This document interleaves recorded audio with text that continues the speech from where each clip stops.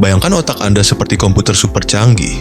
Ia memproses, mengingat, merespons, dan bahkan membuat Anda tertawa saat nonton video lucu tengah malam. Tapi seperti mesin lainnya, otak juga bisa rusak. Bukan karena virus atau serangan hacker, tapi oleh kebiasaan-kebiasaan kecil yang sering kita anggap sepele. Kebiasaan yang secara perlahan menggerogoti kemampuannya. Mulai dari sulit fokus, gampang lupa, sampai perubahan suasana hati yang nggak jelas penyebabnya. Kabar baiknya, otak bukan mesin biasa.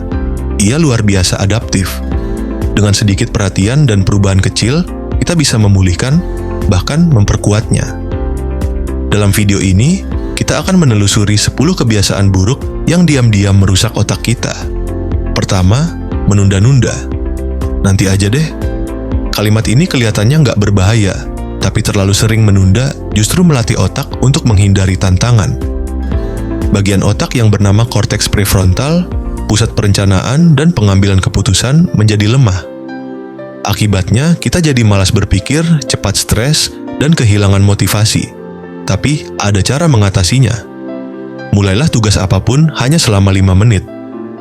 Trik ini cukup untuk menipu otak agar mau memulai.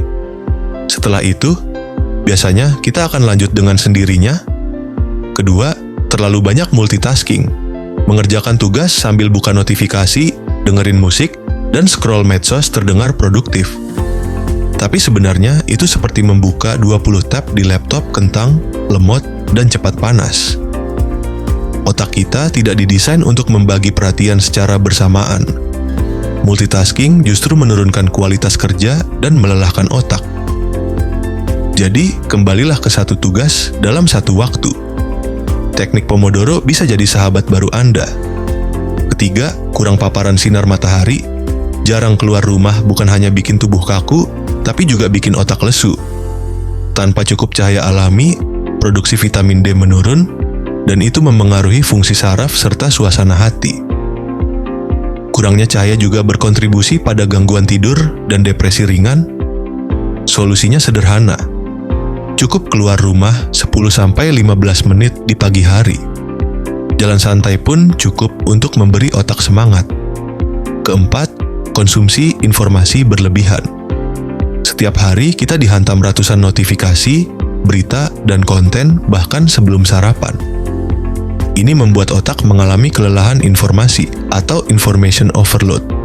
Akibatnya, sulit berkonsentrasi, cepat lelah, dan mudah lupa. Cobalah untuk melakukan digital detox setiap hari, meskipun hanya 30 menit. Matikan notifikasi dan beri ruang hening bagi otak Anda. Kelima, lingkungan berantakan. Percaya atau tidak, kamar yang semrawut bisa memengaruhi suasana hati dan konsentrasi. Otak menyukai keteraturan. Lingkungan yang kacau membuat otak kewalahan dan kadar kortisol naik. Jadi, mulailah dari hal kecil. Rapikan meja. Simpan barang pada tempatnya. Otak Anda akan merasa lega. Keenam, kebiasaan mengeluh. Mengeluh bisa menjadi kebiasaan mental yang merusak pola pikir. Ketika kita terus-menerus fokus pada yang salah, jalur saraf otak membentuk kecenderungan negatif.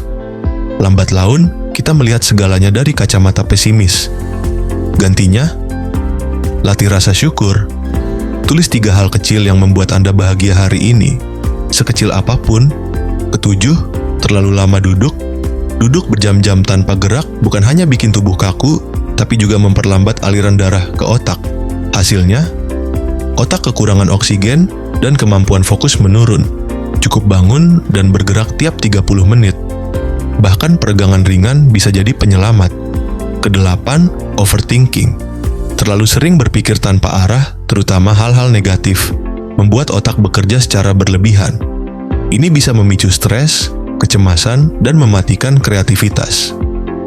Coba alihkan dengan meditasi, menulis jurnal, atau aktivitas fisik sederhana.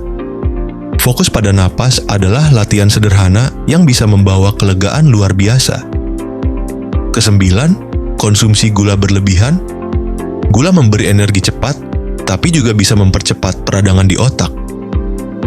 Dalam jangka panjang, hal ini menurunkan daya ingat dan memperburuk konsentrasi.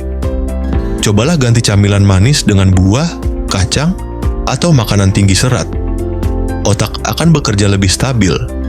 Kesepuluh, tidak pernah menantang diri. Otak yang tidak pernah dipakai berpikir akan kehilangan ketajamannya.